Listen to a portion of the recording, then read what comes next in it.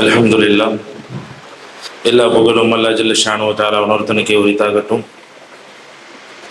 ஸலாத்தும் ஸலாமும் நாயக திருமணி ரசூலே கரீம் ஸல்லல்லாஹு அலைஹி வஸல்லம் அவர்கள் மீதும் மற்றும் இந்த ஒரு அற்புதமான புனிதமிக்க ரமலான் இஜ்திமாவினுடைய இரவு நேர தாலீம் மஜ்லிஸில் அமர்ந்திருக்கக்கூடிய நம் அனைவர்கள் மீதும் என்றென்றும் நிலவட்டுமாக என்று துவா செய்தவனாக என் இதயம் கனிந்த சலாத்தினை உங்கள் அனைவருக்கும் தெரிவித்துக் கொள்கிறேன். அஸ்ஸலாமு அலைக்கும் வரஹ்மத்துல்லாஹி தஆலா வபரகாத்துஹு. அல்ஹம்துலில்லாஹ். அல்லாஹ்வுடைய கிருபையில தொடர்ச்சியாக நம்ம திருக்குர்ஆன் ஷரீஃப்ல அல்லாஹ் ஜல்ல ஷானு தஆலா குறிப்பிட்டுள்ள மனித இனத்தை தாண்டி உண்டான உயிரினங்கள் விலங்குகள் சம்பந்தமான ஒரு பார்வையை நம்ம பார்த்துக்கிட்டு வரோம். இன்றைய தினம் நம்ம எல்லாரும் அதிகமாக கேள்விப்பட்ட அல்லாஹ் ஜல்ல ஷானு தஆலா முன் சமுதாயத்தில் இப்படி ஒரு நடந்த சம்பவத்தை நமக்கு கேள்வியாக கேட்கக்கூடிய அந்த வசனத்தை நம்ம அதிகமாக தொழுகையில் நம்ம ஓதுறோம். அலம் தர கைஃப ஃபஅல ரப்புக பி அஸ்ஹாபில் ஃபீல், அந்த யானை கூட்டத்தை என்ன செய்தோம் என்பதை நீங்கள் பார்க்கவில்லையா, என்ன ஆச்சு என்று அந்த கேள்வி அல்லாஹ் கேட்குறான். அந்த வரலாறு நமக்கு நல்லா தெரியும். அது நம்ம விரிவாக இங்கே பேச வேண்டிய அவசியம் இல்லை. சுருக்கமாக ஆப்ரஹான்றவன் யானை படையோடு காபாவை தாக்கும்போது அதற்கு கவுண்டர் அட்டாக் அல்லாஹ் ஜல்ல ஷானு தஆலா எப்படி செஞ்சான் அப்படின்றது தான் அந்த சூறாவினுடைய சுருக்கமே. அபாபீல் என்ற பறவையை வச்சு சிறிய கற்களை வச்சு அதை டோட்டலாக வாஷ் அவுட் பண்ணான்.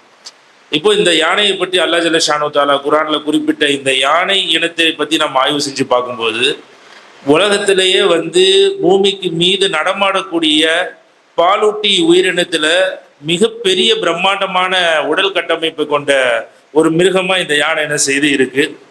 அது மட்டும் இல்லாமல் அதிக வாழ்நாட்கள் கொண்ட பாலூட்டி இனமாகவும் இது இருக்கு. கிட்டத்தட்ட 70 ஆண்டு காலங்கள் என்ன செய்து இது வாழுது. விலங்குல அதாவது காடுகள்ல இந்த இனத்தை எதிர்ப்பதற்கு சிங்கம் புலி கூட என்ன செய்யாதுன்னா துணிந்து வராது. சில நேரங்கள்ல தனிமையாக வயது முதிர்ந்த நிலைமையில எதிர்த்து போராட முடியாத சூழ்நிலையில் இருந்தால் மட்டுமே, அதுவும் எதிர்த்து வரக்கூடிய சிங்கங்களோ அல்லது புலிகளோ கூட்டமாக வந்தால் மட்டுமே யானை என்ன செய்ய முடியும், வேட்டையாடக்கூடிய காட்சிகளோ சூழ்நிலைகளோ இருக்கும் என்பதுதான் ஆய்வு அறிஞர்கள் நமக்கு சொல்லித்தராங்க. இதுல 3 இனங்கள் பூமியில இன்னைக்கு வரைக்கும் என்ன செய்து வாழுது. இந்த யானை இனங்கள்லயே 3 விதமான இனங்கள். அது ஆப்பிரிக்கா புதர்வெளி யானைகள், ஆப்பிரிக்காவினுடைய காட்டு யானைகள், 3வது ஆசிய யானைகள். அதுதான் நம்ம பெரும்பாலும் நம்ம பார்க்கக்கூடிய அமைப்பு. இந்த யானையினுடைய இந்த சத்தத்திற்கு பிரத்யேகமா பிளிறுதல் என்ற வார்த்தை நம்ம எல்லாருமே கேள்விப்பட்டிருப்போம். இதுல நம்ம முக்கியமா நம்ம தெரிஞ்சுக்க வேண்டிய விஷயம் என்னன்னா, இந்த இனங்களுக்கு மத்தியில் நம்ம வேறுபடுத்தி பார்ப்பதற்கு நம்ம ஊர்ல வாழக்கூடிய யானைகளுடைய முன்கால்கள்ல 5 நகங்களை நம்ம என்ன செய்ய முடியுது, பார்க்க முடியுது. பின்காட்கள்ல 4 நகங்களும், வேற அந்த ஆப்பிரிக்க நாட்டில் வாழக்கூடிய யானைகளுக்கு முன்கால்களில் 4, பின்கால்கள்ல 3 நகங்கள் மட்டுமே என்ன செய்யப்படுது, காணப்படுவதாக ஆய்வு நமக்கு சொல்லுது. இது ஒரு வெஜிடேரியன் தான். யானை எல்லாம் ஒரு தாவரங்கள், இலைகள், தலைகளை சாப்பிடக்கூடிய ஒரு இயல்பு தான் அதற்கு உண்டு. அதுலேயும் மூங்கில், கரும்பு போன்றவற்றை தான் என்ன செய்யுது விரும்பி உண்ணக்கூடிய, அதற்கு ரொம்ப டிலைட்டான ஃபுட்டாக அதுக்கு இருக்கு. ஒரு நாளைக்கு 16 மணி நேரம் யானை உணவு தேடக்கூடிய விஷயத்தில் தான் ஈடுபடுது. இதுல ஏன் அப்படின்னு சொன்னா, ஒரு யானை சாப்பிடக்கூடிய உணவிலிருந்து 40% மட்டுமே தான் அதனுடைய செரிமானமாகி சக்தியாக அதுக்கு மாறுது. அதனாலேயே ஒரு நாளைக்கு 140 முதல் 270 கிலோ உணவை அது என்ன செய்யணுமா, சாப்பிட்டே ஆகணும். அப்படி சாப்பிட்டா மட்டும்தான் அதுக்கு தேவையான எனர்ஜி அந்த யானையினுடைய உடலுக்குள் போகுமா. இதுல இன்னும் அட்ராக்டிவான யானையுடைய விஷயத்துல அதனுடைய தோல், யானையினுடைய தோல் கிட்டத்தட்ட 3 சென்டிமீட்டர் அளவுக்கு தோல் இருக்கும். தோலினுடைய தடிமன் மட்டுமே 3 சென்டிமீட்டர் இருக்கும். ஒரு யானையினுடைய சராசரியான உயரம் பொதுவாக 3 மீட்டர், ஒரு 10 அடிக்கு மேலே என்ன செய்யும் யானை இருக்கும். 6000 கிலோ என்ன செய்யும் ஒரு யானை என்ன செய்யுமா, சராசரியாக இருக்குமா. இதனுடைய தோல் நம்ம சொன்னது போல 3 சென்டிமீட்டர் என்ன செய்யும் தடிமனாக. இது எந்த விலங்குக்குமே இந்த மாதிரி ஒரு கட்டமைப்பு கிடையாது.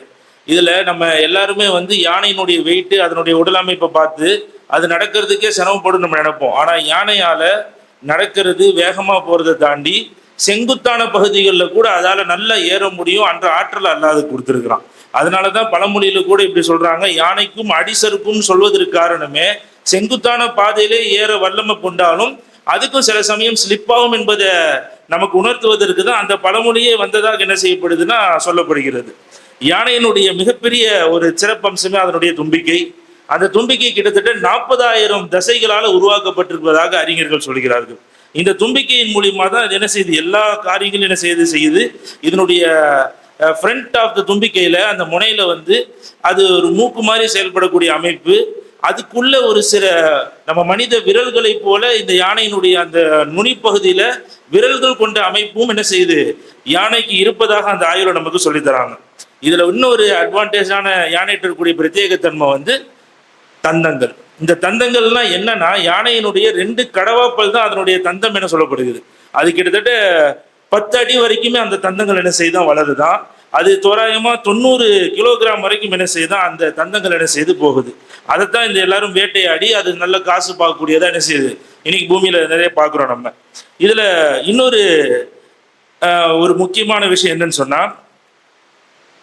யானைகள் பொறுத்த வரைக்கும் கேட்கும் திறமை தான் அதுக்கு அதிகமே. பார்வை வந்து கிட்ட பார்வை தானா, ரொம்ப லாங்கில் வரக்கூடிய விஷயத்தெல்லாம் அதால சைட் பண்றது ரொம்ப கஷ்டமா. ஆனா அது கேட்கக்கூடிய திறமையும் இன்னும் அல்லாஹ் அதுக்கு கூடுதல் சிறப்பாக தன்னுடைய கால்கள்ல வந்து உணர்வு திறமையை அல்லாஹ் கொடுத்துருக்கிறான். 4 காலிலையுமே தூரத்திலிருந்து எது நடந்து வந்தாலும் அது என்ன விலங்கி அது எவ்வளவு எடை கொண்டது என்பதை புரிந்து கொள்ளக்கூடிய அளவுக்கு அதனுடைய கால்கள்ல அல்லாஹ் என்ன செஞ்சிருக்கான்னா ஒரு சக்தியை கொடுத்துருக்கான். இன்னும் பிரில்லியண்டான விலங்குகள்ல யானை தான் முதலிடம். தன்னை தானே அறியக்கூடிய சக்தி அல்லாஹ் அதுக்கு என்ன செஞ்சிருக்கான் கொடுத்துருக்கான். பொதுவாக விலங்குகளுக்கு முன்னாடி கண்ணாடியை வச்சுட்டா ஒரு செகண்ட் ஃபர்ஸ்ட் பார்க்கும்போது அது ஜெர்க் ஆயிரும். நிறைய வீடியோஸ்ல நீங்க பார்த்துருக்கலாம், நிறைய ஜியோகிராஃபி சேனல்ல நீங்க பார்க்க முடியும். ஆனா ஒரு யானையை கண்ணாடி முன்னாடி கொண்டு போய் நிப்பாட்டினாலோ அல்லது யானை முன்னாடி கண்ணாடியை வச்சாலோ அது ஜெர்க் ஆகாது. பார்த்து அது தான் என்று உணரக்கூடிய அறிவை வந்து அல்லாஹ் என்ன செஞ்சிருக்கான் கொடுத்துருக்கான் என்ற ஒரு விஷயத்தை நம்ம புரியும். இறுதியாக இந்த யானையினுடைய அந்த சினை காலங்கள் இது எவ்வளோனா, இதுதான் இருக்கிறதுலே அதிகமானது. 22 மாதங்கள் என்ன செய்து இது கர்ப்பமாக இருந்து தன்னுடைய குட்டியை என்ன செய்து இது பெற்றெடுக்கிறது என்ற ஒரு தகவலையும் என்ன செய்து நமக்கு கிடைக்குது. பிறக்கும் போதே அந்த யானை குட்டி என்பது கிட்டத்தட்ட 100 முதல் 120 கிலோ வரைக்கும் என்ன செய்யுமா அந்த யானைக்குட்டி இருக்கும் என்பது நமக்கு ஆய்வில் நமக்கு கிடைக்கப்படுது. இப்பேற்பட்ட பிரம்மாண்ட உடல் அமைப்பையும் சக்தியும் கொண்ட ஒரு படைப்பு தான் இந்த யானை. இந்த யானையை கொண்டு வந்த அந்த ஆபிரகாமுடைய படையை தான் அல்லாஹ் ஜல்ல ஷானு தஆலா தன்னுடைய ஆற்றல் குதிரத்தின் மூலியமாக பறவையிலிருந்து வெளிவரக்கூடிய சிறு கற்களை வைத்து அழித்தான் என்பது வரலாறு. இது இன்று நாம் பார்த்த விலங்கினுடைய தகவல். இன்ஷா அல்லாஹ் அடுத்தடுத்து தொடர்ச்சியாக ஒவ்வொரு நாளும் இன்னும் அல்லாஹ் ஜல்ல ஷானு தஆலா குர்ஆன் ஷரீஃப்ல நமக்கு குறிப்பிட்ட விலங்கினங்கள் மனித இனத்தை தாண்டி உயிரினங்களை பற்றி உண்டான செய்திகளை நாம் தொடர்ச்சியாக பார்ப்போம் இன்ஷா அல்லாஹ். வ ஆகிரு தஅவானா அல்ஹம்துலில்லாஹி ரப்பில் ஆலமீன். அஸ்ஸலாமு அலைக்கும் வரஹ்மத்துல்லாஹி தஆலா வபரகாத்துஹு.